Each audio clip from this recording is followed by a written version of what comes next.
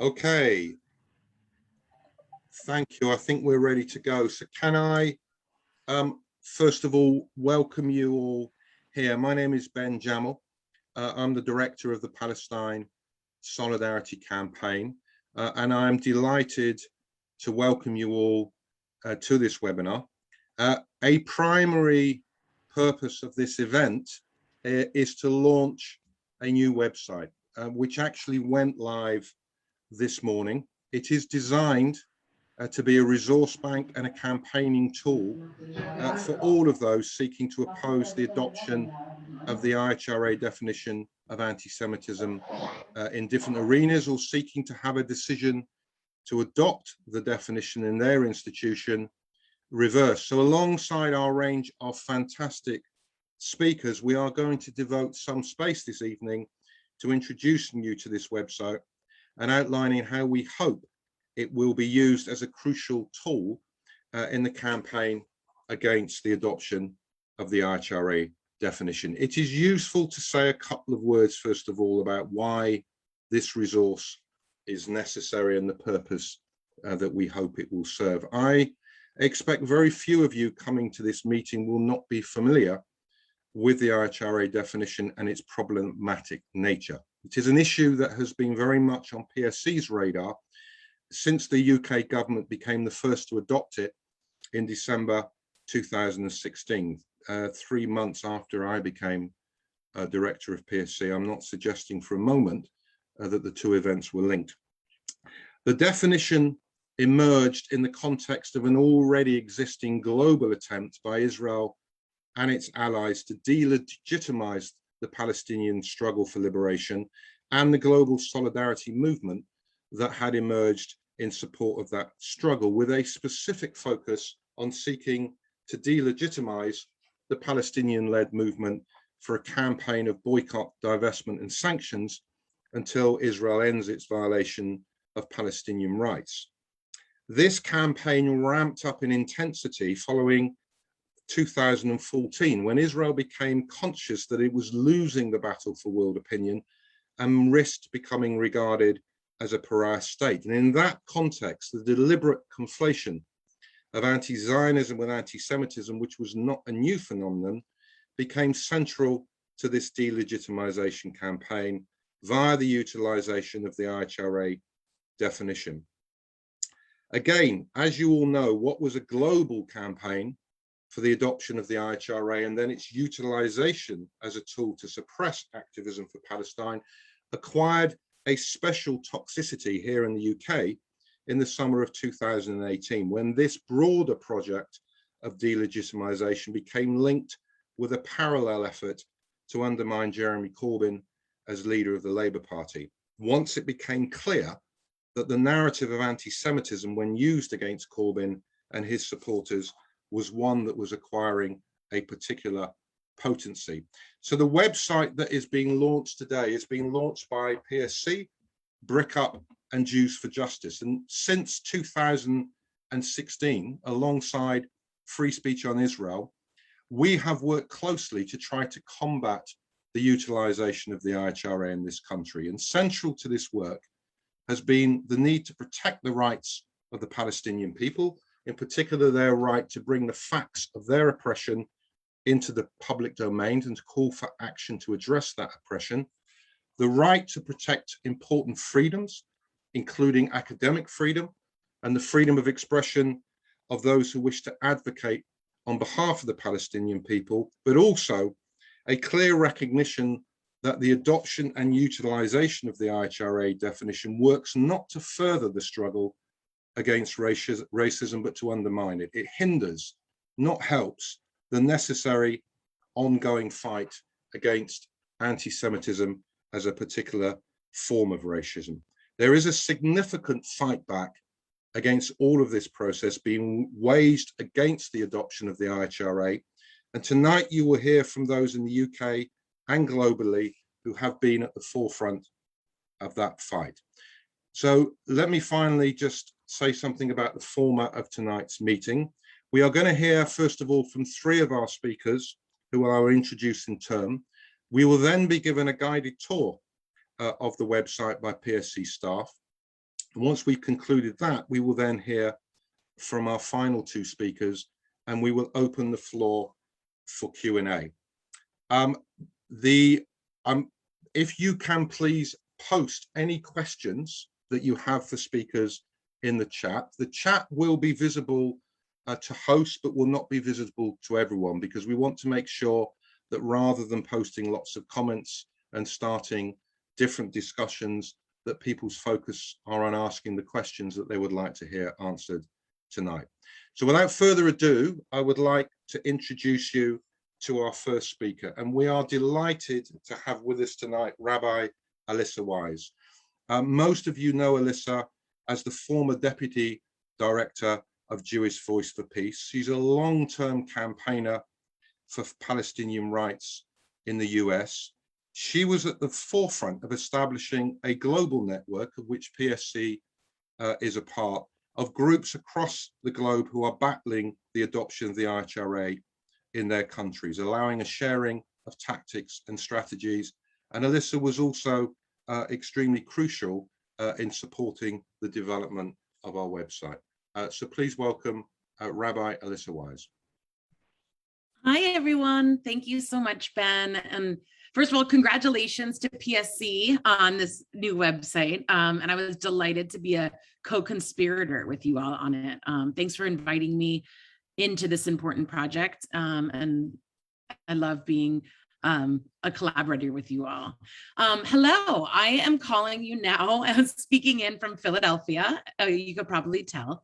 And so I feel I must preface my remarks by saying that they are all from the vantage point of the United States. And I know that those of us in the US have a bad habit of US centrism. So I feel like even as I'm mindful of it, it undoubtedly clouds my understanding. So I'd be interested to hear in particular questions or responses that have to do with kind of the differences that you see and kind of like how I perceive this work as from here in Philadelphia versus how you see it there in London or wherever you are in Europe or around the world. So I'm really glad this conversation is happening, and it's been wonderful to see this work develop over the past year in particular, where I feel like we've gotten more globally coordinated. I think it's so important for us to be, if we're going to be effective at resisting the IHRA definition of anti-Semitism, we must do that collaboratively and globally. After all, the IHRA definition was originally drafted at the urging of US organizations such as the ADL, the American Jewish Committee, the Simon Wiesenthal Center. Those are US organizations that then were looking at the European context. And it's from there that this definition had its origins. And so I think that's actually really important context, that this kind of like, and that's why I wanted to preface with my US centrism, because I think there are some problematic ways, as we all know, of the US acting in the world. And I don't think that our issue is immune from some of those imperialistic dynamics. So in 2005, the definition first appears on the website of the European Union Agency, the EUMC, the European Monitoring Center on Racism and Xenophobia, which later became the Fundamental Rights Agency. And so they were looking specifically at a European context when developing this definition. And since then, Europe has been a significant breeding and testing ground for the logics around the IHRA. And it was the UK that was the first country to formally adopt the definition. So the logic at the core of the definition's examples, which is really where we put the lion's share of our attention, because the problems of the IHRA really are rooted in the definition's examples, right? Because the definition itself is a very pithy, short definition that offers us very little, actually. That's part of the problem of the definition.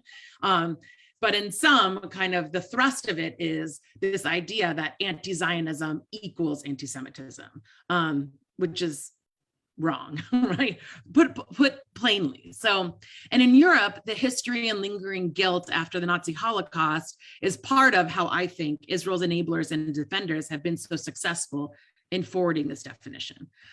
So part of the logic of the founding of the state of Israel, we have to go back a little bit to kind of get to today, right? Was that, and I think a lot of us here probably know this and understand it, but I think it's worth repeating to be sure that we're on the same page, that part of the logic of the founding of the state of Israel was that the world turned its back on the Jews during World War II, allowing 6 million Jews to perish. And that was why Jews need their own state, right? From the inception of the political Zionist movement, there's been wide disagreement and debate inside Jewish communities about it. It was just one idea, right, of how we promote Jewish safety in the world, was this idea of needing their own state. And the founder of political Zionism, Theodor Herzl, was himself a secular Jew, not a religious one. And he absorbed the idea that Jews were a problem that needed to be solved in European society. So deeply embedded inside of the Zionism that we are now living with and that Palestinians live under is an awful idea that safety only comes from isolation. Safety can only come from militarized nation states. So if the past 4 years of Trumpism here in the US and the spread of the right across the globe have taught me anything, it's just that the opposite is true, right? The reality is that the legacy of the brutal anti-Semitism of the Nazi Holocaust continues to be wielded by the state of Israel to defend its indefensible treatment of Palestinians. And as Palestinians and their allies raise our voices against the human rights abuses Palestinians suffer, we are then charged with anti-Semitism. And at this point, probably most everyone who's spoken up for Palestine in one way or another has been lobbed with that accusation, that their voice for justice and freedom for Palestinians is anti-Jewish. These are wolf cries of anti-Semitism, and they themselves are an actual threat to Jewish safety. As anti-Jewish sentiment is being stoked by the right, we on the left are being gaslighted and led astray by those that seek to defend Israel at all costs. So to be clear, it's a coordinated campaign by the Israeli government in concert with Israel advocacy organizations across the globe who are willing to sacrifice free speech, compromise scholarly inquiry and academic freedom in order to shield Israel from accountability for its unjust policies of dispossession, occupation, disenfranchisement, and incarceration. So combating the IHRA definition of anti-Semitism and its offshoots is a defining and urgent struggle, I think, for the Palestinian rights movement now and in the coming years. It's clear that they're throwing all they have behind this, right? And are betting that the leftist identity, intersectional politics of this political moment we're living in can be used to carry water for the right. That academic boards, city councils, and the like will be vulnerable to these false charges of anti-Semitism, especially in Europe, because of that history of guilt and responsibility as it relates to the legacy of genocidal anti-Semitism in Europe. And here in the US too, in light of the racial justice awakening taking place here, these farcical charges of anti-Semitism are more likely to be successful. So while primarily we must combat these wrong-headed definitions strategically, we must also do so morally. Because as we learn from the story of the boy who cries wolf, when the wolf really comes, he's alone. And that's what's so dangerous about these wolf cries of anti-Semitism. From where I sit in the US, this prospect is scary, at least as during the past 4 years of Trumpism, we saw rising anti-Semitism in the US at levels not seen in my lifetime. And yet these dangerous wolf cries persist. I think the same is true, though perhaps with a different spin in the UK and in Europe more broadly. The things that I have seen include blaming Jews for people's problems, parroting anti-Semitic stereotypes, and giving tacit approval to anti-Semitic white nationalists, and weaponizing anti-Semitism against the left, right? You know this very well, as Ben said before, about what happened on around this on steroids in relationship to Jeremy Corbyn. So I believe and hope you share with me the idea that the work to realize Palestinian freedom requires dismantling all forms of oppression, including anti-Semitism. That work begins with understanding it, especially as there are millions of dollars being spent to confuse us and that threaten to desensitize us to actual anti-Semitism. So anti-Semitism, just to define our terms, is discrimination, prejudice, hostility, or violence against Jews as Jews. It takes different forms, including violence, threats to violence, repeating conspiracy theories, and other aggressions. And as progressive Jewish groups have pointed out, anti-Semitism is part of the machinery of division and fear that's created and used for specific political or material gain. The fight against anti-Semitism is therefore inseparable from the struggles against racism, xenophobia, and hatred of ethnic and religious groups. So dismantling anti-Semitism must include a focus on the systemic, movement-wide manifestations of anti-Semitism coming primarily from white supremacist, Christian Zionist, and neo-Nazi movements, which pose the most powerful and grave threats to Jewish safety around the world. That's why we must resist the IHRA together. It's a wrong-headed, ill-conceived definition being wielded as a weapon, even as a more grave and imminent threat is ignored. One way we've been doing that is by better coordination, right? So for over a year now, as Ben mentioned in my intro, there's been a group meeting monthly to be more coordinated, right? To kind of notice patterns, stay connected, get a heads up of what is happening in one country that we might see somewhere else, share effective messaging, and develop and evolve our analysis. That group is currently being coordinated by our IJV in Canada. And if you'd like to get connected, let PSC know. We can get you connected. If you're in a group outside of PSC or outside of the UK and want to get connected to that global group doing that level of coordination, let us know. So before I close, I do want to share one final thought about this question of these wolf cries of anti-Semitism and how we distinguish it from actual anti-Semitism. So while, of course, right, I firmly believe the IHRA was created and is certainly being used to shut down advocacy for Palestinian rights. At the same time, we can also hold, right, in one hand, we know that is the purpose of the IHRA. And so part of my frustration, right, and part of what motivates my organizing on this is that at the same time, anti-Semitism does exist, and it does exist, including in the movement for Palestinian rights. We're not immune from wrong-headed ideas about Jews, right? Being anti-Zionist is not proof of anti-Semitic, but it also doesn't absolve you of the ability to be. So we all must continually interrogate our learned biases, just like I have to do as a white person, right? About even as I profess and live from anti-racist values, I have to constantly be interrogating and understanding the racist ideas that I've kind of ingested by being a white person in the world. So to help us ensure we stay focused, a group of progressive Jewish organizations across the world have put forward a few principles, and you can find these on the new website. And I think it's really wonderful that PSC chose to include these there, because it is so important that as we fight this wrong-headed definition, we're also ensuring that we're addressing anti-Semitism as part of our fight, fighting racism and all other forms of oppression. So we do not isolate anti-Semitism from other forms of oppression as one of the key principles, right? We take them all together, right? You can't fight anti-Semitism without also fighting Islamophobia and anti-Black racism and anti-immigrant sentiment. Second is we challenge political ideologies that foment racism, hate, and fear. So when we hear things that are anti-Semitic, we challenge them, just as we do in other forms of oppression. We create environments that affirm and celebrate all expressions of cultural and religious life. We make undoing all forms of racism and bigotry both policy and daily practice. And of course, we practice safety through solidarity, not law enforcement. I think that progressive movements adopting and enacting these principles is our best shot for realizing safety and freedom for all people. Thank you for being a part of aspiring to that and working towards that, and for joining this conversation this evening. And I'm looking forward to organizing together, united, smartly across the globe until Palestinian freedom is realized. Thank you. Thank you, Alissa, and thank you for rooting our meeting in the global context and in the context of the struggle against racism that is inherent to our support for the Palestinian struggle for liberation. I'm also delighted by your designation of us as co-conspirators. There are very few groups I'd be happier to be in a conspiracy with than JVP and with Alissa herself. So I'm going to introduce you then to our next conspirator. Now, very early on, after the UK government became, as I said, the first government in December 2016 to adopt the IHRA definition, PSC, alongside Jews for Justice, Free Speech on Israel, sought legal advice on whether the definition was actually challengeable through the courts. And the answer was no, because it didn't have any legal status.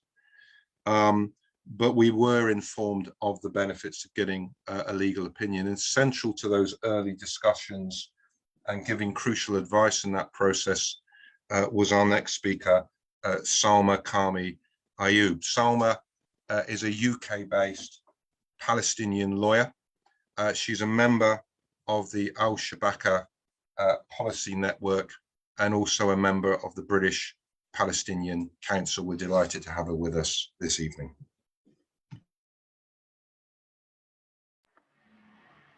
Great, thank you, Ben, for the introduction. Can everyone hear me okay? Because I've put my headphones in. Okay, good. Okay, thanks very much to Ben and to the PSC for organising this event and for inviting me to speak. I wanted to go through two of the main most problematic aspects of the IHRA definition as from the Palestinian perspective.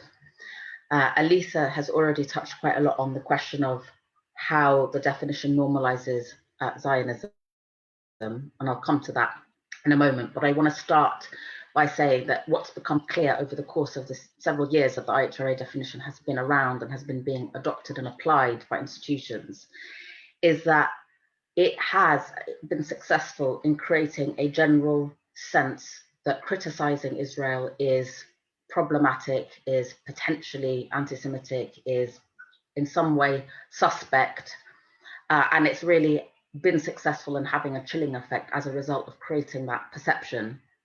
And I think it does that mainly because of the way it's drafted. So many of you will be aware that it's not the definition itself, but it's the guidance that accompanies it, which has these particularly problematic aspects to it, which muddies the water and means that people who aren't completely on top of the question of Israel-Palestine, as many organizers in universities and people in managerial positions who are making decisions over whether to host a meeting or not, will not be. It means that people in that position of not being completely on top of the detail of Israel-Palestine get confused, and the waters generally around criticizing Israel are muddied. And I think in particular, there's one part of the guidance, these so-called illustrative examples, which says that manifestations of anti-Semitism might include targeting the state of Israel as a Jewish collectivity. So I wanted to look at that issue first and say that obviously does two things which are very problematic. The first is, and I think this is sometimes spoken about, but in a strange way, it's not been all that prominent, I think, in the discussions around IHRA, is that it conflates, on the face of it, it suggests that Israel as a state is in some way synonymous with people, with the Jewish people or the Jewish religion. And that is, on the face of it, a bizarre kind of proposition. In general, when we criticize the behavior of states, we are not held, therefore, to be criticizing the people that might populate the state, or that the state claims to represent.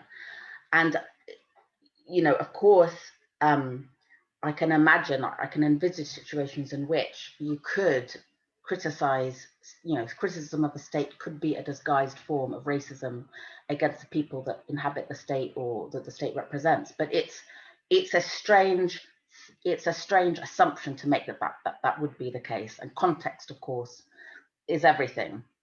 And I think the point about including that in the guidance is that it strips any context from what criticism of Israel is really generally about in contemporary times. In general, people are criticizing Israel because of its policies, because of its treatment of the Palestinians. And it should be the case that if you want to assert that criticizing the state is the same as criticizing the people, you would have to, as the person bringing that sort of charge, you would have to really produce some sort of evidence to demonstrate that there's something about the context of this criticism, or there's something about the motivations of the people making the criticisms that suggests that they actually hate the people that the state represents rather than the state itself. But of course, that never happens. The situation is reversed, and there is this just general sense of suspiciousness around criticizing Israel, and this conflation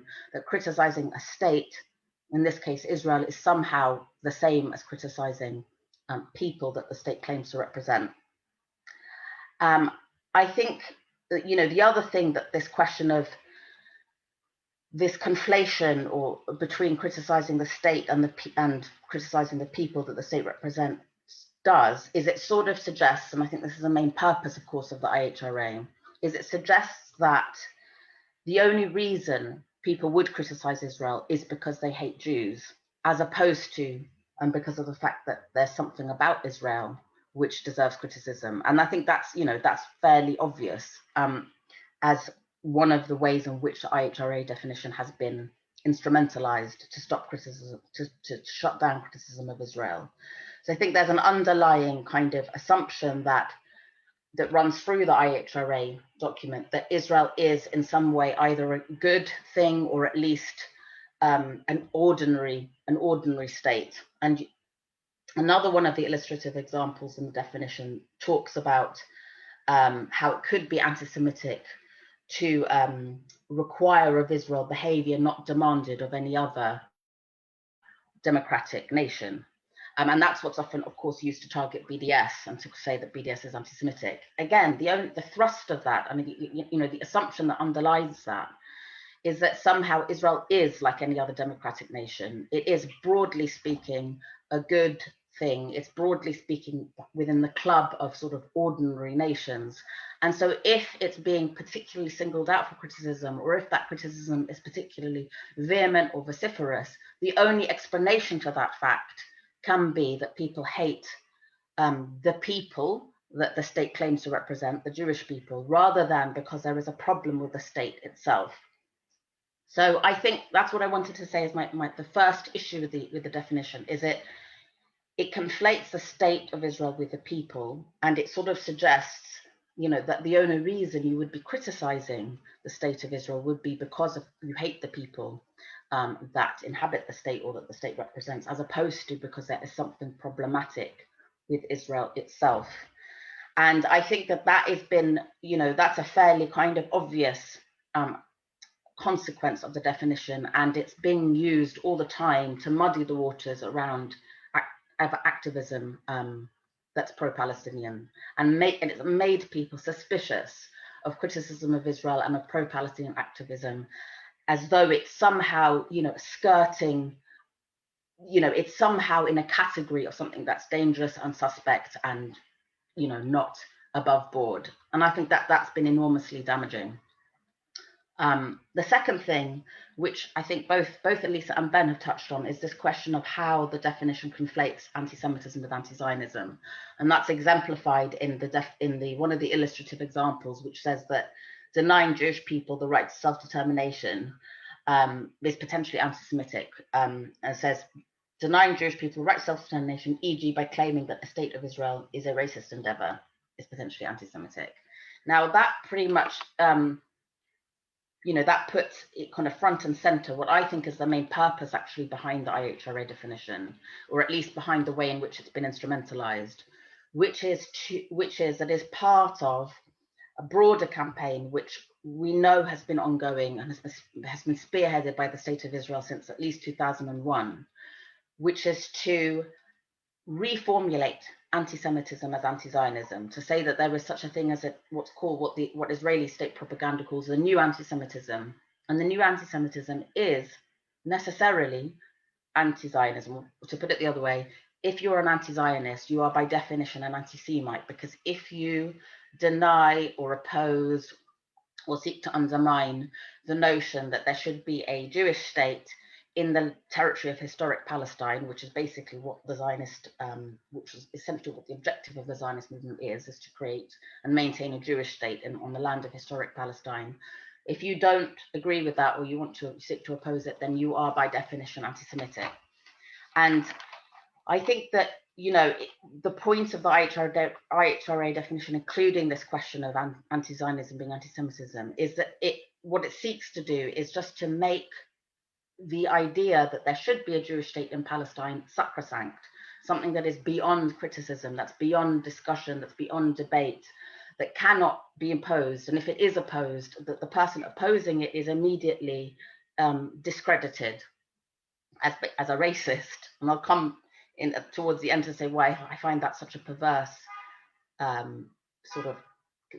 why that such a conclusion is so perverse in this context. But just to say, I think that question of how the IHRA definition conflates anti-Zionism with anti-Semitism does present a particular sort of conceptual difficulty for activists and campaigners, in the sense that I think it's something which often isn't even made entirely explicit, but it needs to be drawn out and it needs to be addressed head on. And why I say I don't think it's always entirely explicit is because I'm seeing increasingly in sort of in public life, whether it's the leaders of the Labour Party and their hustings to get elected, or media discussions, there's a sort of general sense that you can criticize a government, the government of Israel, you can criticize specific policies, but you can't so-called deny the right of Israel to exist, or say that you're an anti-Zionist, or say that there's something fundamental about the nature of the state that needs to be transformed. There's kind of a dividing line which seems to have been drawn up between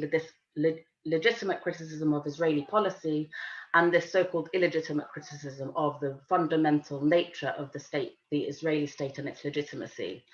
And I think that's, like I said, that's the main purpose of the IHRA, is to create this false, in my view, dividing line. And it's this conflation of anti-Zionism and anti-Semitism that really needs to be drawn out and to be, I think, addressed and opposed head on. So I'll just, I'll start to wrap up by saying, why does this, I think it should be fairly obvious, but why does the conflation of anti-Zionism and anti-Semitism present such a problem for Palestinians and for Palestinian advocacy? And basically, the reason is because it is the fact of Israel's creation and its maintenance as a majority Jewish state in the territory of Palestine that is at the root cause of Palestinian suffering, because it is the fact of the establishment of that state and its maintenance that has led to, and inevitably, in fact, led to the expulsion of indigenous Palestinians from their land, because in order, of course, to create a Jewish majority state where there had previously not been one, the denial of the right of those Palestinians to return to their homeland in furtherance of maintaining the artificially created Jewish majority state, and the subjugation of the Palestinians that were never driven out of their lands, so mainly the ones living in the West Bank and Gaza, but also the minority of Palestinians who live in Israel, their subjugation to a regime of racial discrimination amounting to apartheid, which again is necessary in order to maintain a state which is essentially Jewish supremacist in nature. So it's all of those, the denial of those fundamental rights for Palestinians flow logically and inevitably from the Zionist nature of the state of Israel. And so clearly any move to discredit opposition to Zionism as being itself a form of racism does an enormous disservice to the Palestinian cause and to the capacity of Palestinians to advocate for their rights. And in fact, the logical conclusion of saying that anti-Zionism is anti-racism is racism, so anti-Zionism is anti-Semitism, is to say that advocating for Palestinian rights, which are in direct opposition to Zionism, also become anti-Semitic. And that's why I believe you see Israeli state literature, which actually says that advocating for the Palestinian right of return is itself anti-Semitic. And it flows because, of course, if you advocate for the right of return, you're advocating for Palestinians to return to their homeland, to disrupt the fact that of Israel's Jewish majority, and thereby to undermine Zionism, which, according to the logic of IHRA, is anti-Semitic. So I think this particular aspect of the IHRA, this conflation of anti-Zionism with anti-Semitism is, like I said, it presents a conceptual difficulty that needs to be addressed, and it leads to a very, very perverse logic, which is that those persons who are the victims of a regime of racial domination, which is represented by the state of Israel, and which is the logical outcome, in my view, of Zionist ideology, those victims of racial subjugation, when they try to call out the racism to which they're subjected, when they try to oppose it, become labeled the racists. And those who are apologists for this system of racial domination, who seek to maintain it, who benefit from it, who are at the top of its hierarchy, those persons become the victims of racism.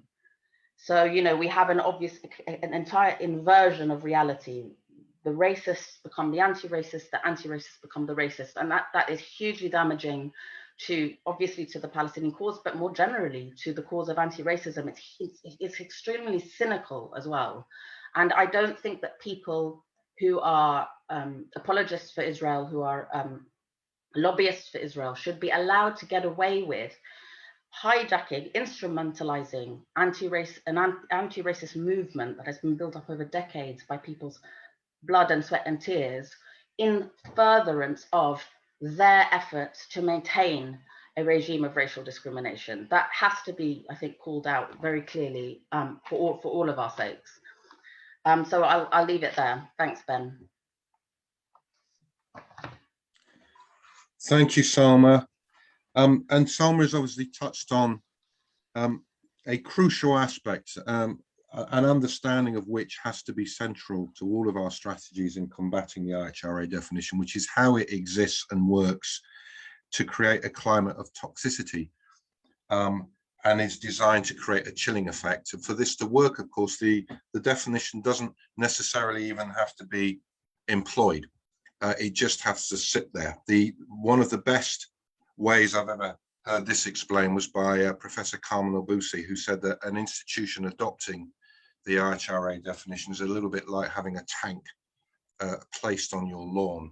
The weapon doesn't have to be fired for a sense of fear and a chilling effect for going near the issue of Palestine to be created. And I'm sure some of our speakers will be touching on examples of how that chilling effect has existed and been manifested in many arenas. So I want to move now to our next speaker, who is going to be familiar, I suspect, to most of you. And Neve Gordon is a professor of international law and human rights at Queen Mary's. He is also one of the signatories to the Jerusalem Declaration on Anti-Semitism, which exists directly as an alternative definition to the IHRA. Please welcome Neve. Thank you, Ben and Louis, for inviting me. It's great to see so many people, particularly Black frames with names. But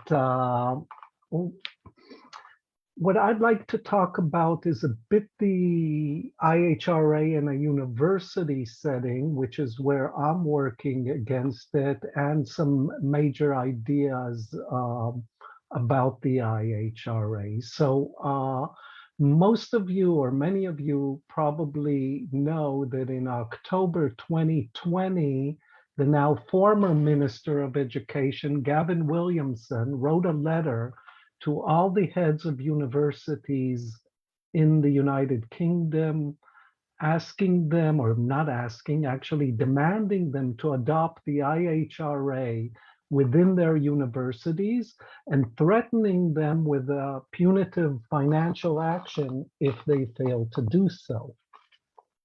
Now, to the best of my knowledge, over 100 universities in the UK have already adopted the IHRA.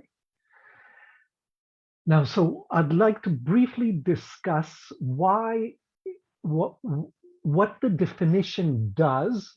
I mean, it has been mentioned that it creates a chilling effect. I think it does some other things as well. And why it has been so successful, why so many universities and governments and other institutions have adopted it. Now we know, and I think both Alissa and Salma and actually Ben already told us that this definition shifts the meaning of anti-Semitism from its traditional focus on hatred of Jews to one based largely, and it seems most importantly, on how critical one is towards Israel's colonial and apartheid projects. This is serious business, not least because in the UK, anti-Semitism is live and well. I've said this in a previous talk, but I'll say it again. My two boys go to Stoke Newington High School, and they've come across anti-Semitism in their interaction with other children in the school.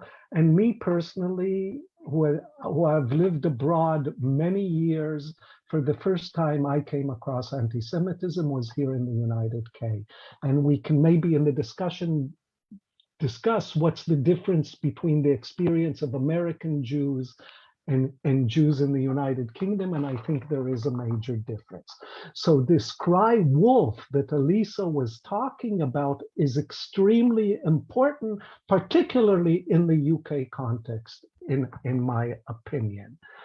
But the IHRA definition, as I mentioned, takes us away from the actual manifestation of anti-Semitism.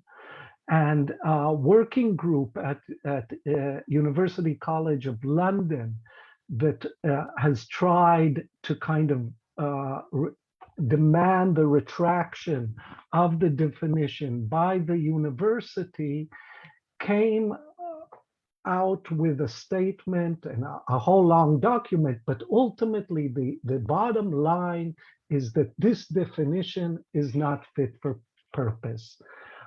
Professional associations like the one I belong to, the British Society for Middle East Studies, has also said basically the same thing. Students group have said the same things.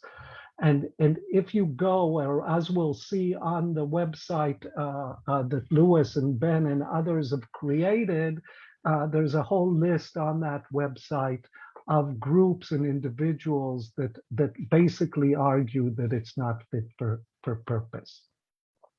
So the first thing to understand is that the IHRA is diverting us and diverting the finger from the actual manifestations of anti-Semitism to criticism of Israel and Zionism.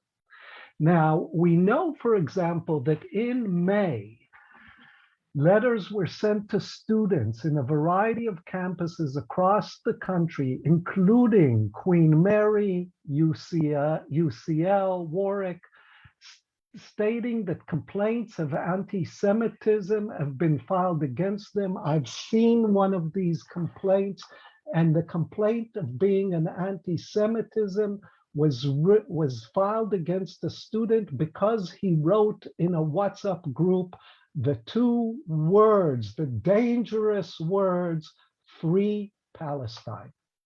So he was labeled anti-Semitic because of those two words. I've been involved in other cases of other faculty members who have been accused of being anti-Semitic because they liked certain tweets on Twitter. I mean, there's people going back 4 years into their Twitter accounts, and looking at what they have liked and so forth in order to accuse them of anti-Semitism. But the question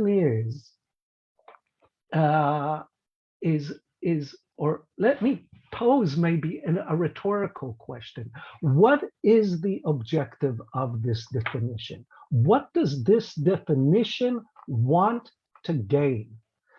Now, I could say that my goal as an anti-colonialist is to stop Israel's colonial project, or as an anti-apartheid activist to stop Israeli apartheid.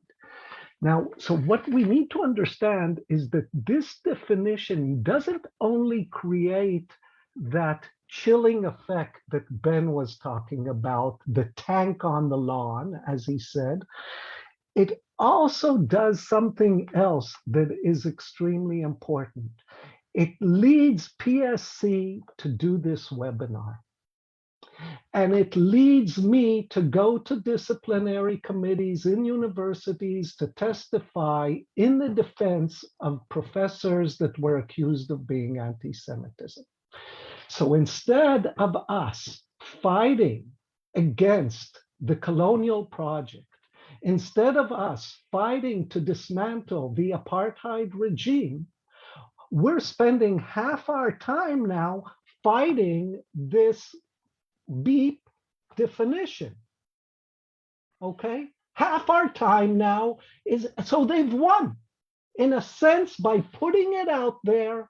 They have already made a lot of headway, and we need to understand that. It's about dividing our energy and resource from not dealing with the issue at hand to defending ourselves that we're not anti-Semites. So in the last few minutes, what I'd like to do is to make three crucial points. First, we need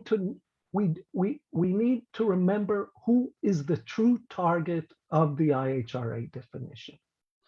While people may use the definition to blame me that I'm an anti-Semite, or Alissa that she's an anti-Semite, but we are not the true targets of this definition.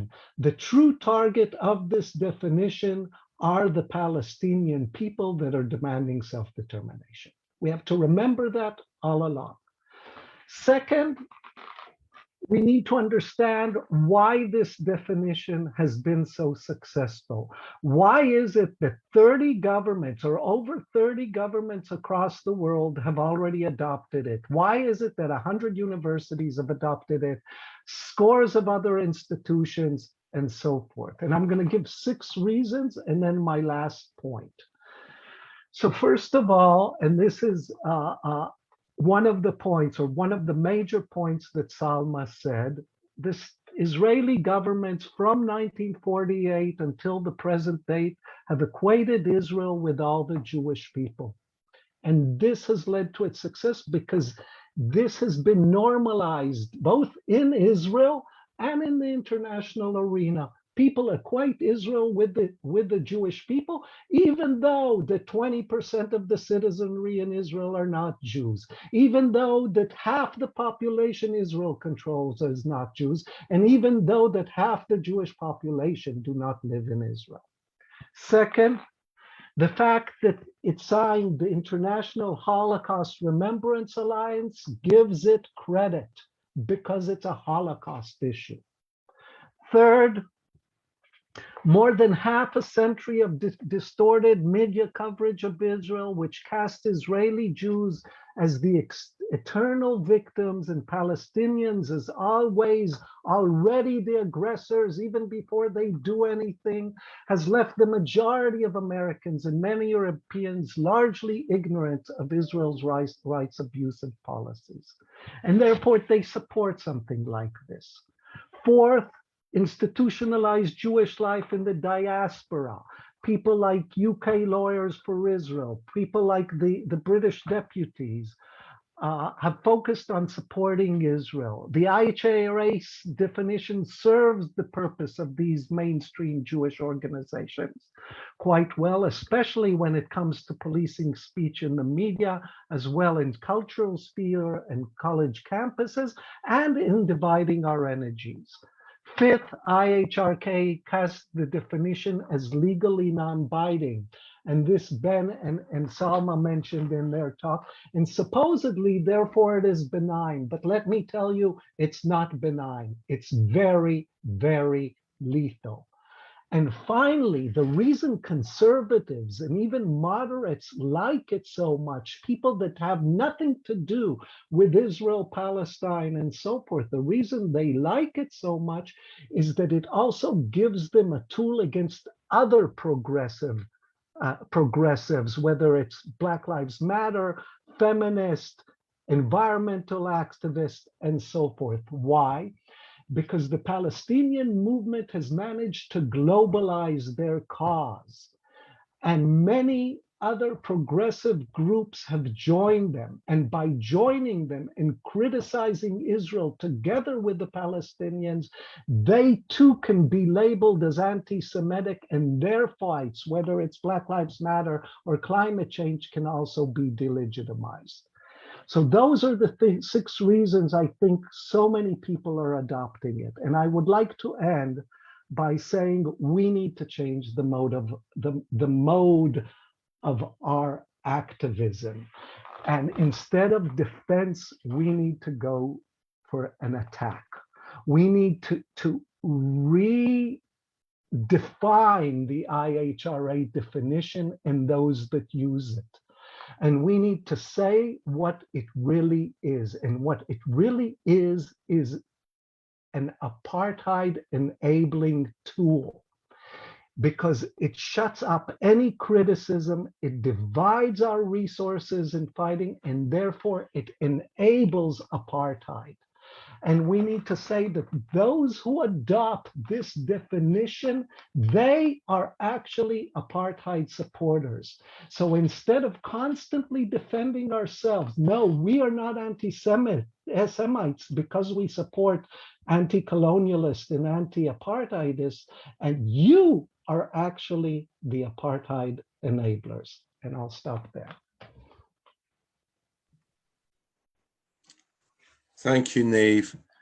And Neve has put his finger on what has been a crucial dilemma for all of us, trying to work out how to strategize to oppose the IHRA, which is this question of how do we avoid the danger of making all of our conversation, putting all of our energy into defending the space, and then we're having the conversation that Israel and its allies would want us to be having. And that's a dilemma I know we're going to be returning to, and it's already we already have a question that's emerged about that, which I'll ask at the end. Can I remind people we want to have space to take a few questions at the end, so if you haven't, please post your questions in the chat. But at this point, I'm going to hand over to Lewis from PSC staff, and Lewis is going to share his screen and just give you a quick guide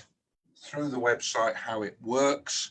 We will post a link to it as well in the chat. And as I'm sure Lewis is going to say, there is a feature on the website which does invite feedback, and we really do welcome people coming back to us and giving us feedback on what we've developed and any gaps in it. I'll hand over now to Lewis. Thanks, Ben, and thanks everyone for joining us for this really fruitful discussion. Hopefully people, we launched it at about 9 o'clock in the morning today. So if you've been at work all day, you might have not had a chance to look at, read, and take in all the content on the website. So I just wanted to give you a bit of a tour of it, and also stress that this as a resource and as a tool is there to be used. It's there to support your campaigns, whether you're an academic who's trying to convince other staff, your colleagues, to reject the IHRA definition, whether you're a student who is being attacked for advocacy for Palestinian rights, or whether your local council has adopted the IHRA and you want to get them to rescind it. This is a resource for you, and we want you to use it, point people to it, and make the information that the contributors have discussed today as publicly accessible as possible. We've tried to break down as easily as we can why the IHRA definition is problematic, how it conflates criticism of the policies, practices, and constitutional order of the State of Israel and the ideology that undergirds it, on the one hand, with anti-Semitism. And we've got examples to show how in practice it is being deployed at the behest and under pressure from pro-Israel groups to silence advocacy for Palestinian rights. We want to make it really clear, the IHRA, since coming to prominence and since being adopted by the UK government, has been critiqued and rejected by a range of legal experts, academics, civil society groups, Palestinian civil society, academic groups, and we want to make those really, really clear to everyone how there's a widespread breadth of opposition to this definition. We know as well that some people you send this website to will want further reading. So we've got broken down a range of critical responses to the IHRA, whether it's Jewish organizational responses, the criticism from the lead author of the EUMC definition, which became the IHRA definition, or principled opposition from academics and legal experts, including the groundbreaking University College London report of the Academic Board, on racism and prejudice, which is one of the sort of most detailed and forensic studies of the IHRA definition and its impact on academic freedom and its impact on those advocating for Palestinian rights. As Alissa says, we've also, Alissa mentioned, we've included these principles for dismantling antisemitism. We want people to, we know that Palestinian liberation requires the end to all forms of racial discrimination. We don't want to bifurcate, as the IHRA does, the struggle against anti-Jewish racism and the struggle against all other forms of bigotry, oppression, and racial discrimination. So we've reproduced proudly these principles from a group of global progressive Jewish organizations. There's more that I don't have time to go into, including a frequently asked questions section, including a campaigning toolkit. There's going to be another campaigning toolkit as well, which I think Tom might mention, which will be aimed specifically at academics, which we're going to hope to upload in the website over the next few weeks, and a range of other materials, including information on the Jerusalem Declaration. I'll just end with one thing. We do have a contact form, and we really welcome your feedback on the website. If there's something you think we've missed, if there's something you think we're not doing, do use the feedback form to let us know what you think. Or if you want to get in contact for campaign advice, if you want to connect up with the group that Alissa spoke about, whether you want PSCs, BRICUPs, or JFJP's advice on your campaigning, do get in touch with us. I'll end it there.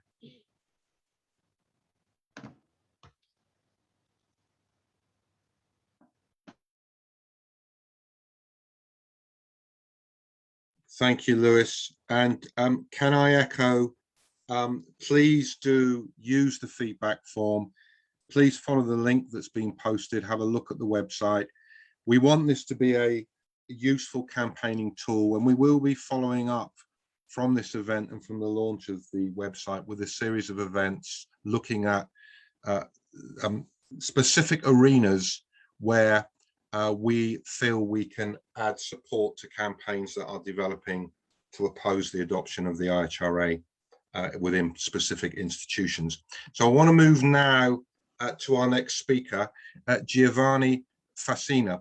Giovanni is the Program Director for the European Legal Support Centre, and the ELSC works to defend and empower advocates of Palestinian rights throughout Europe through legal means. And as I'm sure he is about to tell us, we are very conscious, because we liaise very, very regularly with Giovanni, that it unfortunately is the case that much of his work is taking up dealing with issues that are emerging here in the UK, and particularly on campuses in the UK. But we're delighted to welcome Giovanni to be with us tonight. Yeah, thank you so much, Ben and Lewis, for inviting me to this very important webinar. And during my presentation, I will briefly introduce the work of the ELC, what we have been doing in the UK in the last years, and I will tell a bit more about our experience in challenging the IHRA in UK campuses from a legal point of view. So as Ben said, the ELC has been founded in 2019 as an initiative of a Palestinian NGO networks, which is a network of over 250 Palestinian civil society organizations and the Dutch NGO The Rights Forum.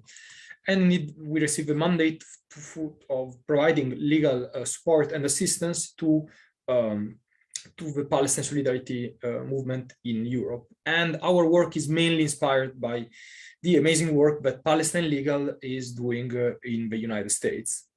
So between 2019 and 2020, we provided legal assistance in over 45 cases to individuals, groups, and organizations facing repression for their advocacy in 10 European countries, including Austria, Germany, the Netherlands, Spain, Switzerland, Italy, and the UK. And in 25 of these cases, we supported litigation or legal defense outside of courts by working with our network of lawyers and partner organizations, preparing legal opinions, legal memos, and submissions. So since March 2020, VLC, we've been conducting a monitoring project documenting over 150 incidents of repression of advocacy for Palestinian rights across the UK.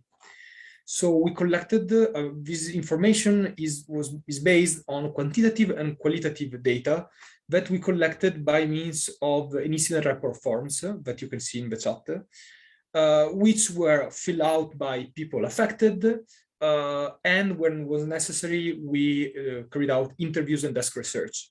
So the analysis of this huge amount of incidents gave us was extremely important because it helped us to better understand how these incidents take place, and also how to better strategize and how better to push back against them. And of course, I strongly recommend you, if you ever encounter any incidents for your activism for Palestinian rights, please report the incidents to us through this form. And over the course of 2020, 2021, we have provided indeed legal support to several academics, students and student union officers at different UK universities.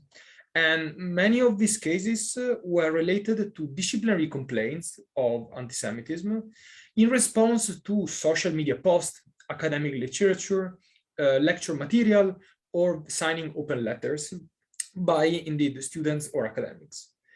These different forms of expression were all related to Israel, expressing views on Israel, Zionism, Palestine, and issues related to Palestine in the Labour Party. And the majority of the allegations were made with very clear reference to indeed the IHRA and its examples. Now, the most concerning thing was that indeed these complaints were filed in university. We just adopted the IHRA, and therefore the university confirmed that they were using the IHRA during the investigation process. So in these cases, we indeed assisted the people under this proceeding, and we identified three main challenges, basically. First of all, what we noticed is that most of the time, the allegations were extremely vague. Most of the time, we were just making reference to a social media post saying this post violates the IHRA without providing any further explanation.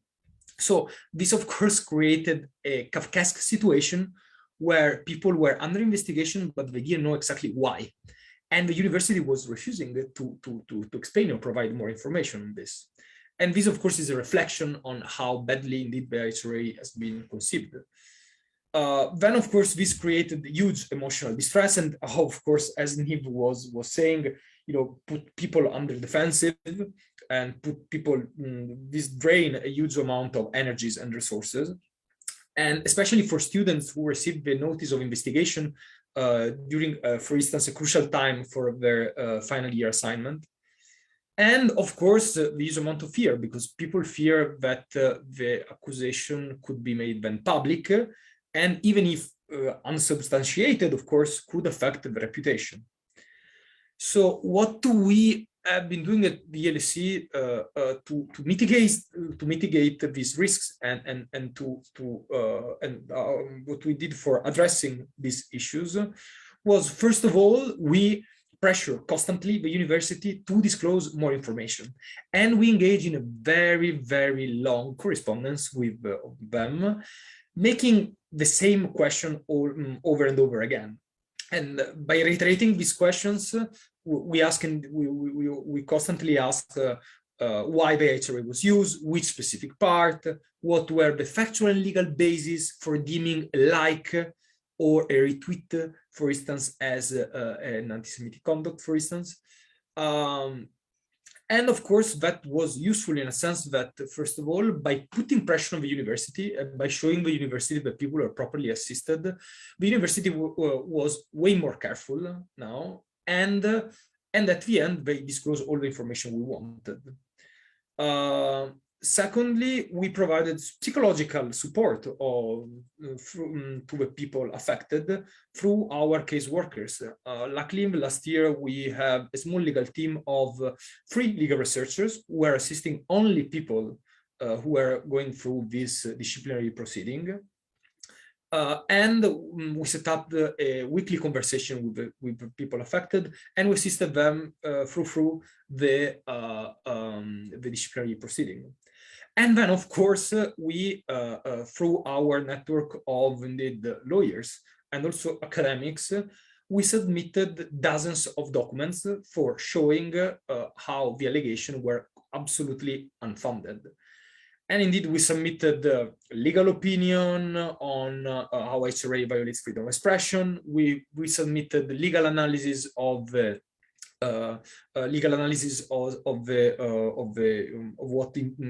social media posts and how they were perfectly lawful. Expert opinion on antisemitism, for instance, and this, in the end, worked very well, because at the end, all the investigations, all the cases we've been working on regarding the disciplinary proceeding, all these cases were dismissed. So even if they took into consideration the IHRA, and it was clear that we somehow forced to use it, we managed to have all the cases dismissed. Of course, for reason of confidentiality, you cannot say like where and who. And this indeed was extremely positive in our from our point of view. And the main lesson learned is that a collective and coordinated effort is really the only way for pushing back against these efforts. When we provided assistance, we coordinated a lot with a network of lawyers, somehow with PSC and other activists, with academics. Indeed, a coordinated effort is the only way. And again, a collective strategy, as also Neve rightfully was saying before, is the only solution for indeed enabling, again, people for keep campaigning for Palestinian liberation. And that is the main intake from our experience. Thank you.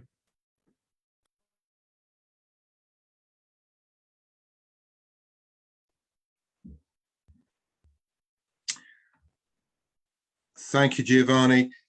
So I want to make sure that we're leaving as much space as possible at the end to take some of your questions. So I'm going to move straight on to our final speaker tonight, Tom Hickey. Tom is a member of BRICUP and one of the key voices from PSC's perspective, who we regularly liaise with to agree strategies for fighting back against the adoption of the IHRA. He's a UCU activist, and he is very much to the fore in helping coordinate work on the ground in a number of universities with campaigns that are combating the adoption and the utilization of the definition. Over to Tom. Thank you, Ben. I hope everyone can hear me. I want to start by saying that there's good news and there's bad news, rather in the way that a second-rate British comedian might introduce himself. The comedian would say, which would you like first? Well, I'm not going to give the chance. I'm going to tell you the bad news first. And the bad news is that Neve Gordon is right. The IHRA definition has been stunningly successful in being adopted across a range of institutions and areas. Every major political party, with the exception of the Greens, has adopted it. Even football clubs have adopted the IHRA definition. And what's even more shocking, of course, is that something in the region of about half of the British higher education institutions, Neve thinks it's 100, I think it's slightly less than that, have adopted it. And what's staggering about that, and how that represents success for the advocates of the IHRA, is that this definition is, as various people have outlined already, legally and philosophically incoherent. And yet universities have adopted it. It has been a success, therefore, for those who want a definition that can be used to discipline critics of Israel and of Zionism. Well, if that's the bad news, let me tell you the good news. The first thing to say about the good news is that of the something in the region of 90 universities, or maybe a few more, that have adopted it, one discovers that the precision of the English language suddenly starts to fall apart, because adoption appears to be a highly slippery concept. Because of all those that have adopted it, the vast majority have adopted it with some kinds of caveats, with some kind of suggestion that it will never be used for disciplinary purposes, that it will not be used in any way that can interfere with academic freedom, and they have specified this. Now, I'm not suggesting that that is a great result, because the very fact of the IHRA definition having been accepted as policy by a university means that the management of that institution will face a permanent threat of external or internal complaints by the supporters of Israel, and the threat to those that want to speak truth to power, who want to speak about Palestine, will remain. The other part of the good news, however, is this, and this may surprise you. In every single case where a campaign has been organized effectively by staff against the adoption of the definition before it's adopted, or has been mounted against a prior decision to adopt, which nearly always, as far as I'm aware, always has happened without consultation with staff or students. In every single case where a campaign has been mounted, the IHRA definition has been rejected, or its prior adoption has been rescinded. Every single case so far. But before that allows you to slip into a comfortable complacency, let me give you a warning. Though in every single case where there's been an effective campaign that has happened, it is in less than 20% of the universities that have adopted it that that campaign has been organized.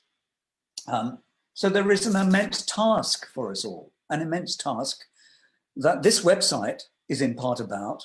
And certainly as far as universities are concerned, the toolkit that Lewis mentioned, which will in a matter of days or weeks, or a few weeks at most, be up on the website as well, is so crucial.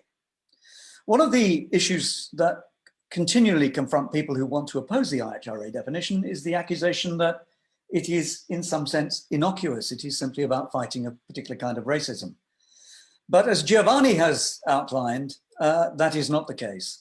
Whether you're talking about the University of Bristol, the University of Warwick, the University of Leeds, the University of Manchester, we have case after case of malicious and unsubstantiated allegations against staff. And in various other universities, campaigns dating back to 2016, 2017 against students trying to campaign over the issue of Palestine and the liberation of Palestine. And the European Legal Support Centre has the full documentation of all of those cases.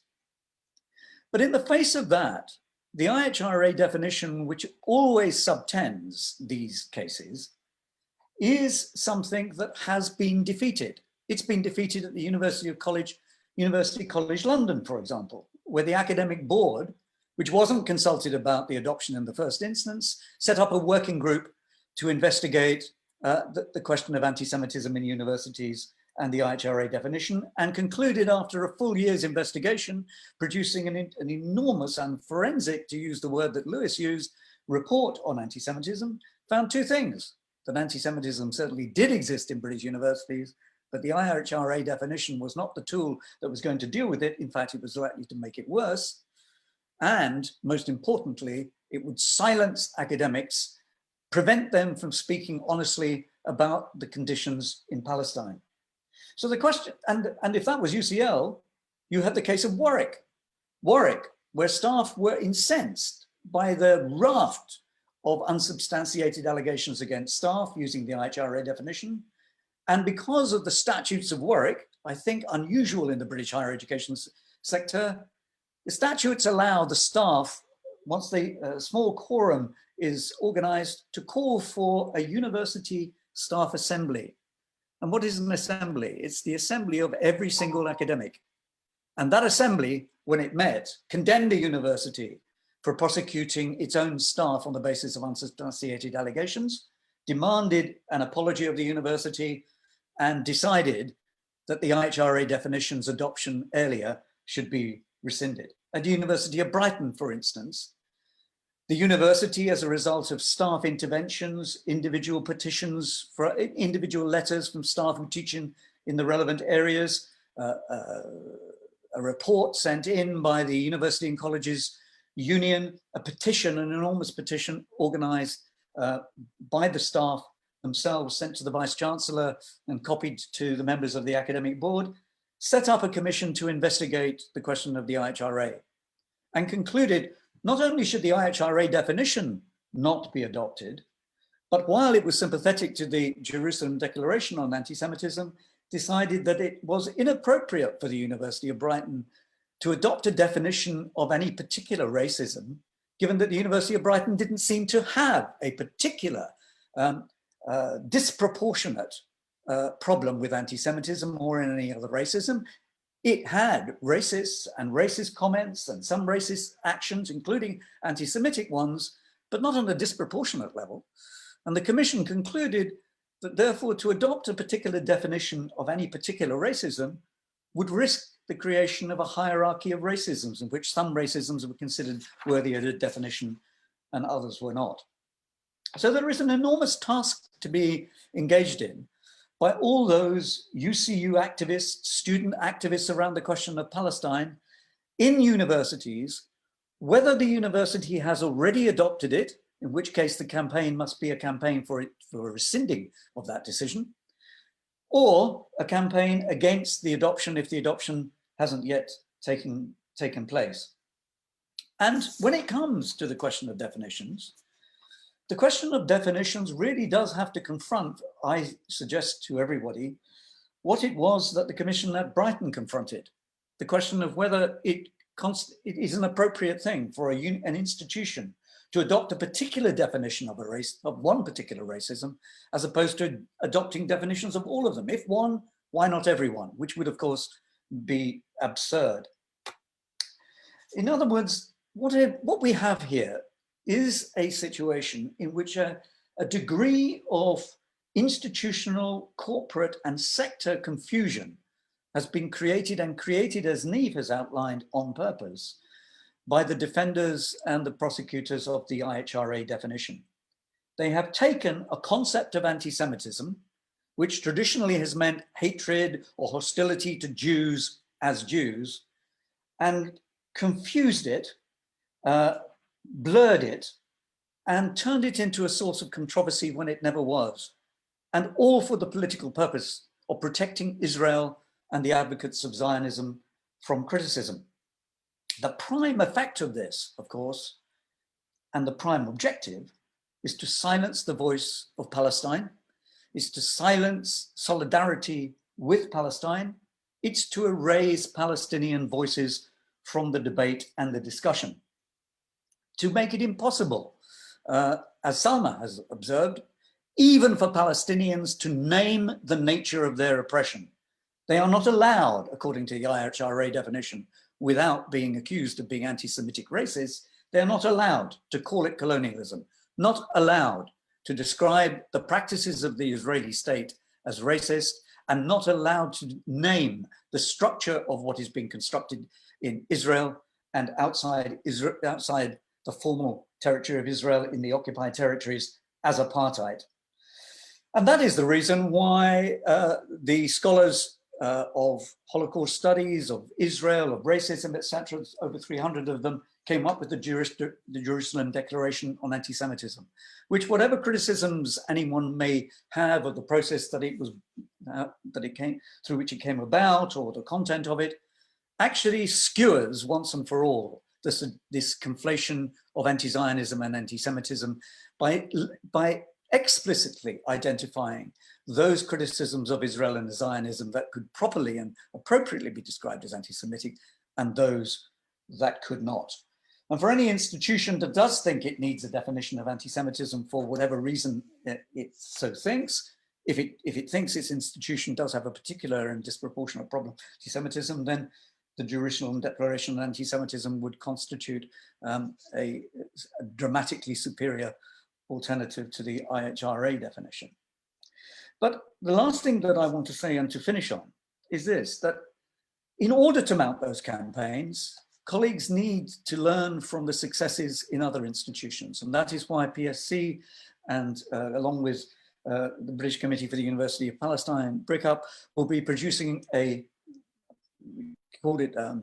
roadmap of campaigning, could be called a checklist or whatever you want to call it, of things that colleagues who want to oppose the IHRA definition, not just campaign over it to condemn it, but to identify the ways to operate within their own institutions, to operate in their academic boards or senates, to operate in their UCU branches and students' unions, in order to ensure not only that there is a propaganda campaign against the IHRA definition, but an effective intervention that actually not just condemns it, but gets it excluded as policy of the institution. The very final thing that I want to say, I said that last was the final thing, but the very final thing is this. Notice that the objective here, as a variety of speakers have said, is to erase the Palestinian voice, to stop us talking about Palestine and get us talking about anti-Semitism. What we have to talk about anti-Semitism if we're going to fight the IHRA definition, and anti-Semitism is a real problem in this country, as Neve and others have identified. But we mustn't allow that voice of Palestine to be silenced. So while we campaign against the IHRA definition, while we do that separately, but simultaneously, we have to have the opportunity of getting Palestinian voices onto the campuses. We have to debate the question of Zionism. We have to argue about the nature of the Israeli state, and we need to do that simultaneously with fighting against the IHRA definition. And that's what BRICUP, PSC, and I think, and the others on this call are committed to. And this, colleagues, is the moral and political keystone issue for the 21st century, at least for the first part of the 21st century. Along with environmentalism, Palestine and the Palestinian struggle for liberation have to be at the center of our agenda. And in years to come, future generations are going to look back at us and ask, how effective were you? Not just complaining about the IHRA definition, but burying it. How effective were you at making sure that the voice of Palestine is not silenced? Tom, thank you so much. I want to create space, I think, for about 15 minutes or so to go through some questions. A number of people have asked a very straightforward question for me to answer, which is, will this be available to be viewed? And we will send a link to everybody participating. So this is being live streamed on Facebook. It will be available to people later, and we will follow up by sending you all a link. I need to check very quickly with Alissa, because Alissa, I know, has to leave. She does have a very, very good excuse. Otherwise, we would not be allowing her to leave. She is going off. So picking up the theme of in continuing to enlarge the space as well as defending it, she is going off to a protest. So, yeah. Alissa, have you got time to answer this very specific question, which is directed at you before you go, which is just, could you say a little bit more about what you meant when you talked about safety through solidarity, not through law enforcement? Sure, I'm glad to be asked the clarifying. And I want to say, I can't say what the protest is, but I will say, follow my Twitter and later today, and you'll see some fun pictures of this protest I'm going to. So I think it's going to be really cool because we're in the middle. Well, I'll say I don't want any spoilers since this is live on Facebook, but check out my Twitter later to see. So thank you, and I apologize. But I'm glad to have the chance to respond to this question because I think it's important. You know, I think in recent years, there's been a lot of talk about safety through solidarity. And I think it's important for us to remember that not everybody like picks up what we're putting down when we use those kind of like catchphrases. So, you know, the way that I think about it is this, and I think about it like through the example of my synagogue here in Philadelphia. So, you know, in the wake of the anti-Semitic violence that was happening at prayer spaces in the US, there's been conversations amongst synagogues about hiring law enforcement to protect synagogues, right? And like having metal detectors and police and weapons, right? And like there's a natural instinct to do that. But part of, like, as I was saying in my earlier remarks, that part of the issue with, you know, Zionism and with Israel, and this idea that we defend ourselves by the sword and by the drone and by the, you know, bulldozer demolishing, right? There's this sense of the violence intrinsic in this, and that part of the way that we resist that is by imagining that there's a different world that's possible and a different way that we can care for each other. So that the way that we build safety for all people is not by isolating ourselves into separate communities of Jews over here and Muslims over here and Christians over here, right?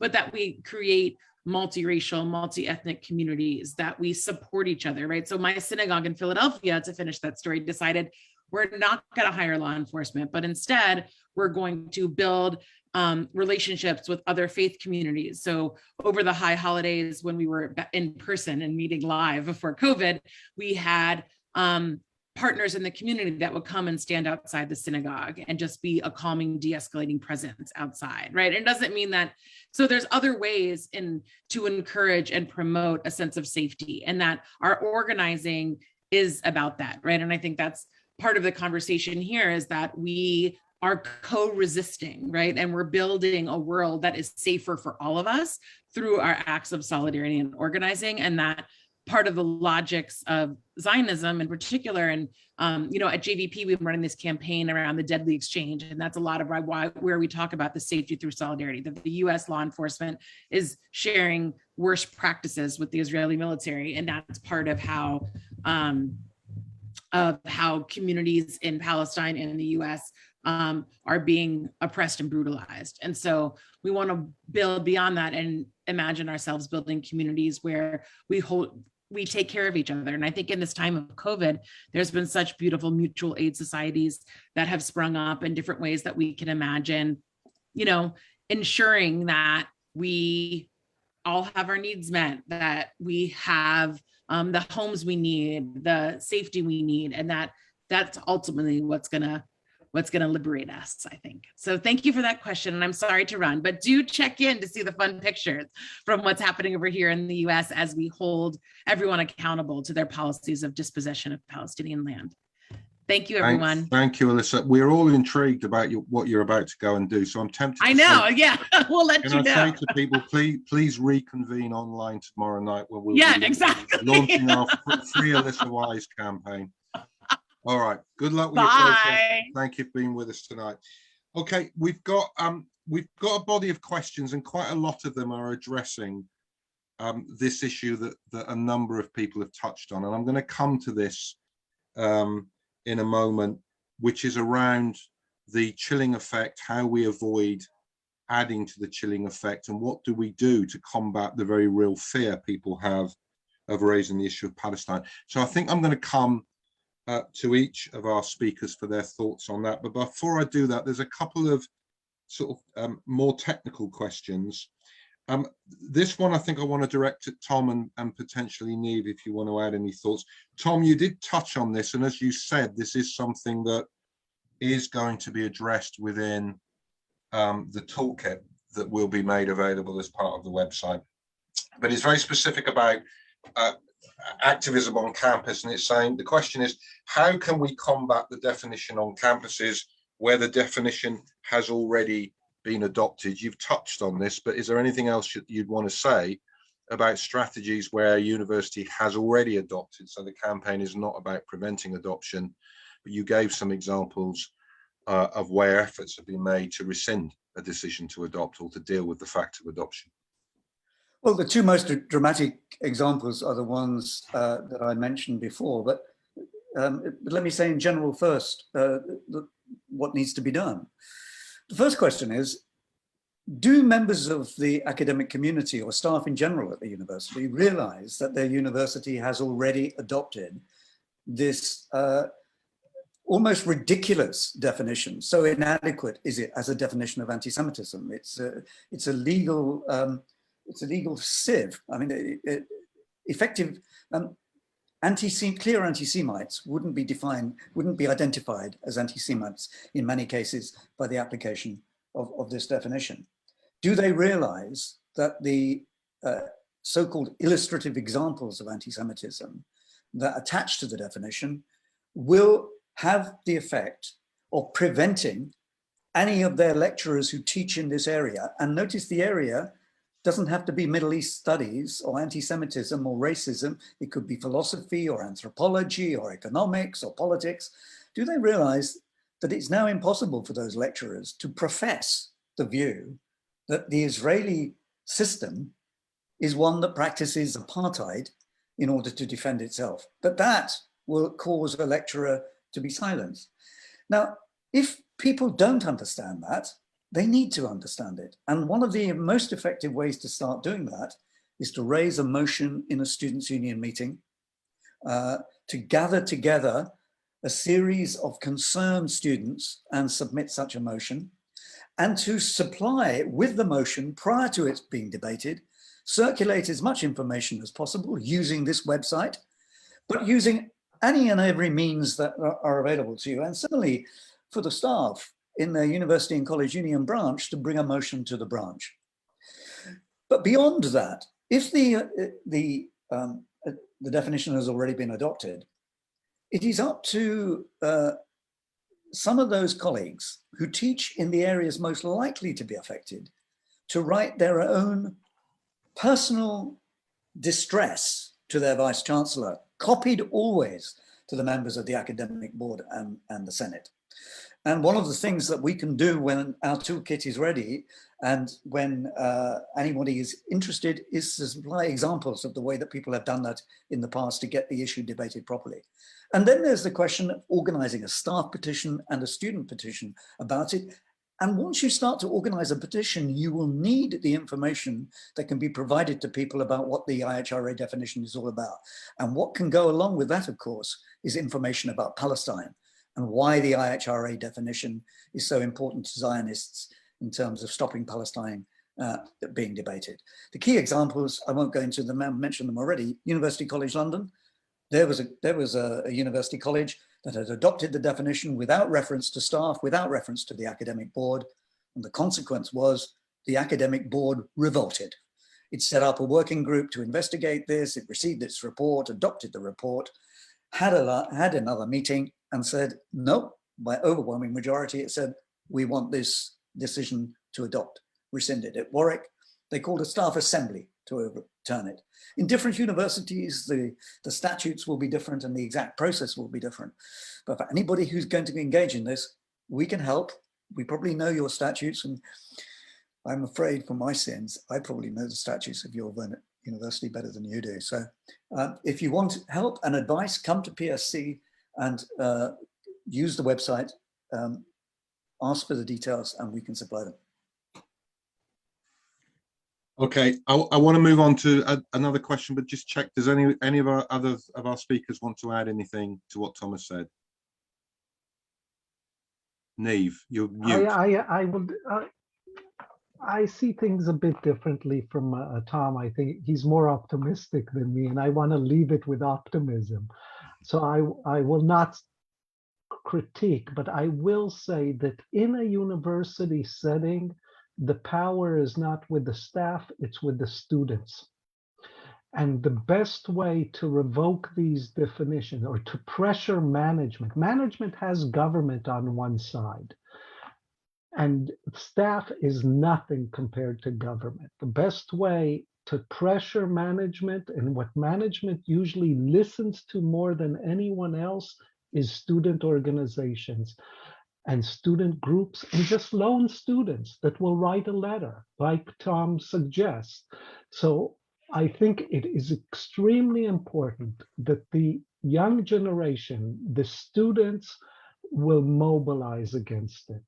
And like Tom said, he's there to support. There's many staff, for example, at my university, at UCL, at Warwick, at other that will support these students, but we need the students. Okay, thank you, Neve. Okay, I'm going to ask a question that speaks to what we know is one of the key strategies used as an argument for those who are pushing the IHRA definition, which is the argument which I think has two parts to it. One, that it is not for others, it is only for Jews to define anti-Semitism. And secondly, that the Jewish voices who oppose the IHRA definition are marginal voices. So the question that's been put is, what can we do about the fact? How do we combat the fact that the reality is that most mainstream, in fact, all of the mainstream Jewish organizations in the UK, the communal leadership of those organizations, all support the IHRA and are pushing hard for it to be adopted. I don't know, Neve, if that's a question that you want to tackle first of all, and see if anyone wants to add anything.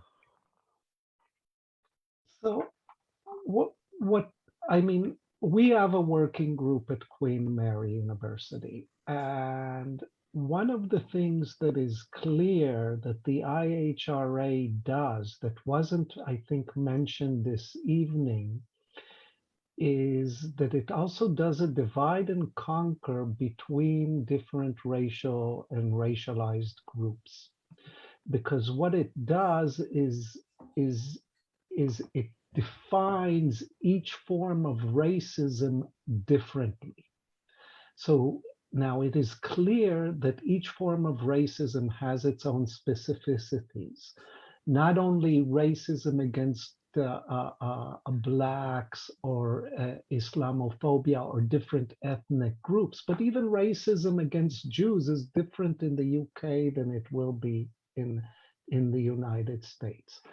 But what the IHRA definition is doing, and what Israel or its supporters are now trying to do, is say, okay, let's have a definition for anti-Semitism, let's have a definition for Armenian anti-Semitism, and to divide all these different groups and then allow only the members of that group to struggle against the racism against them. So it's a divide and conquer kind of mechanism that doesn't want the different groups to unite against the forms of racial domination in our society.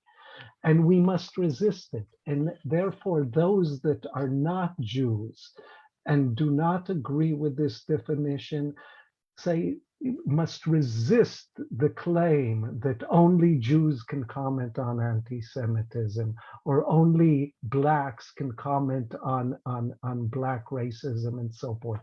I want to be able to comment on any kind of racism that is in our society, and I want any other person to be able to comment. So we must reject that approach.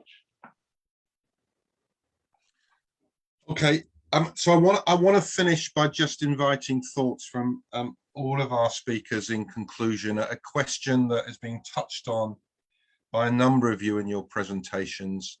I think it's crucial, but it also speaks to a number of questions that have been put, or messages that have been put into the chat, which is people talking about their experience of the chilling effect.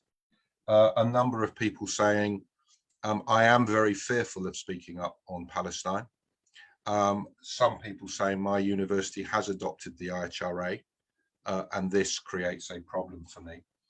And I think there's two parts to this question for me. So it is, what do we do to avoid the trap that, as Neve touched on earlier, that all of our conversation or all of our energy goes into defending the space. And I think one manifestation we are very conscious of this at PSC, the reality for the last 2 years is in virtually any event we hold on Palestine, inevitably, whatever the subject has been, whatever we're focusing on, whether we're talking to people in Sheikh Jarrah who are facing ethnic cleansing, a number of people are going to pose questions about the IHRA definition and take the subject away from the foregrounding of Palestinian rights to the issue of what do we do to defend the space. So how do we avoid that? And the second is, how do we do what we need to do, we are trying to do tonight to defend the space, without adding to people's fear? So that when we talk to people about the pernicious effects of the IHRA, of course, the risk is that it just increases the chilling effect. And I've got my own thoughts about this, but I just wanted to finish by getting people's thoughts, and then I'll say something in summary about how we avoid those traps and how do we enable people and encourage people and facilitate people's continued activism, even in the context of this attempt to delegitimize what we're doing. I don't know who wants to go first with that, so I'll leave it to somebody to say who wants to go first. Otherwise, I'll nominate somebody.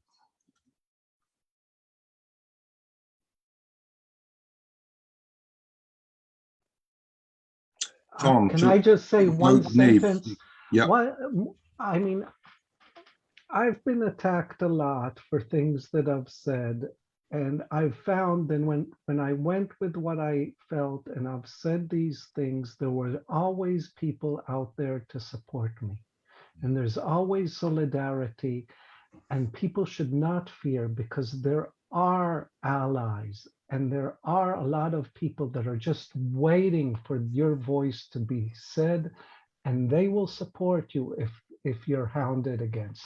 And there might be attempts to hound you and to kind of, but you'll find out that speaking against power also brings a lot of allies. And I think that's important to remember.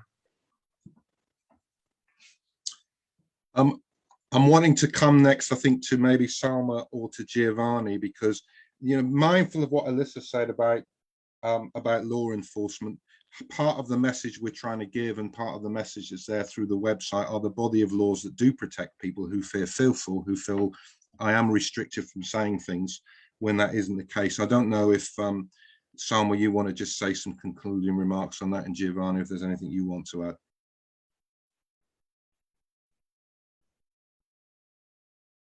Salma, you're going to need to unmute yourself. I leave Salma talking first, yes. Giovanni, do you want to go first? Well, Zen, if you can give Salma a hand in unmuting herself. But Giovanni, do you want to come in first of all? I think it wasn't that. I wasn't being allowed to. Okay. But It's the Giovanni, silencing of Palestinian voices, Salma. Exactly, it's happening already. No, I think I just want to say, yeah, I mean, obviously this is a tough question, you know, essentially how do you address the issue? And I think there isn't an easy answer. I think maybe Giovanni will talk about how the law can help. The law can really help, in the sense that I think what I've noticed is that the IHRA can be a bit of a paper tiger, if that's the right expression. Like, it's a lot of it is about the threat of action, it's about bringing the allegation, but it often crumbles. These allegations often crumble when they're actually responded to properly and robustly, and when it's obvious that the respondents have kind of either knowledge of the law or sort of some sort of legal and kind of principle backing. So there is, I mean, I think it's true what Neve said, people should be somewhat reassured that, you know, quite often these attacks don't actually amount to what they seem like they would amount to, and that solidarity is key. I think what I would say more generally is that I also like Neve's framing of this, of understanding the IHRA as an enabler of apartheid, as another weapon in Israel's armory to defeat the Palestinian people and their supporters. And when you do view it in that light, when you understand that it's a tool of oppression, which is being wielded against you by the powerful, then you should respond to it in the way that one would respond to any such tool, you know, or weapon being wielded, which is build solidarity with other groups that are also oppressed, that have a similar interest in you and speaking truth to power. You know, engage in a narrative that properly contextualizes what the IHRA is about and what it's doing, so that the message around it is very, very clear, and that people feel, either if they're being targeted by the IHRA or if they're being asked to decide a case which depends on applying the IHRA, they feel that, like, combating the IHRA or not applying it puts them on the right side of history, on the right side of justice. You know, that's, I think, what we need to eventually persuade people of, both. And I think that also provides a bit of moral, you know, it can kind of provide moral support for people too, for them to realize that they have been doing something pro-justice and pro a moral cause, and that's why they're being targeted. And this is a natural outcome of speaking truth to power and standing up for for the vulnerable and the oppressed and for fighting for something worthy. I just want to end by saying, I remember once, a few years ago, I was on my way to Palestine to do some work over there for Al-Haq, the NGO that I used to work for. And I was denied entry by the Ben Gurion, and I was spent a few days in a lovely, charming Israeli detention center before being deported back on a plane to London with a ban. And I was really, really distressed. You know, I was devastated. And I spoke to the Director General of Al-Haq, Shawan Jabrin, who spent probably about 8 years on and off in Israeli detention over the course of his career. And he just said to me something which was really stark, but I found weirdly reassuring, which is, I told him my sob story, you know. And he just said, but this is what the occupation does. This is what it does, you know. And it just made me feel, in a strange way, I found it reassuring, because it reminded me that what is happening to me is not personal. It's to do with the fact that I'm involved in opposing something which is unjust and which is powerful and which will always use all of the means at its disposal to silence me or to oppress me. And so I think if people just had a little bit more of that kind of attitude, they would realize that the targeting isn't really personal, that they can build solidarity. I think it's really important as well to build solidarities across different groups who are struggling, anti-racist movements as well, so that you situate yourself in that kind of broader struggle. And that way, I think, through solidarity and through awareness, you know, it won't be as bad as it seems initially. Thank you, Salma. I'm really tempted to conclude there, but let me just check, Giovanni or Tom, is there anything you want to add in concluding remarks? No, just one thing, because yeah, I mean, I fully agree. I fully endorse what Carmen was saying. What Salma was saying is absolutely correct. In this, as she was pointing out, it's a struggle. It's a struggle for justice, and in a struggle, this thing happened. You are attacked. This can happen, and so the most important thing, indeed, when it's a matter of somehow the law enforcement, even when they implement the IHRA, is not properly correct to speak about law enforcement, but indeed, in these cases, what we saw is indeed we need to be just more coordinated, more organized, in order to bring more solidarity. And of course, when it comes to this kind of funded allegations, when you arrive there, of course you need to have a lawyer, but you need also to have your network of support. And this is really crucial, I would say. But this can be activated only if we're able to strategize properly every time the people are under attack, and not act on impulse, I would say. So being a bit more, we have, I mean, there is really just a need to be just better organized, and this is the best way, because we need to be fully aware of it. As someone was saying, it is a struggle, and because of this, we need to be well prepared. That's it. Thank you, Giovanni. Tom, have you got anything you want to add?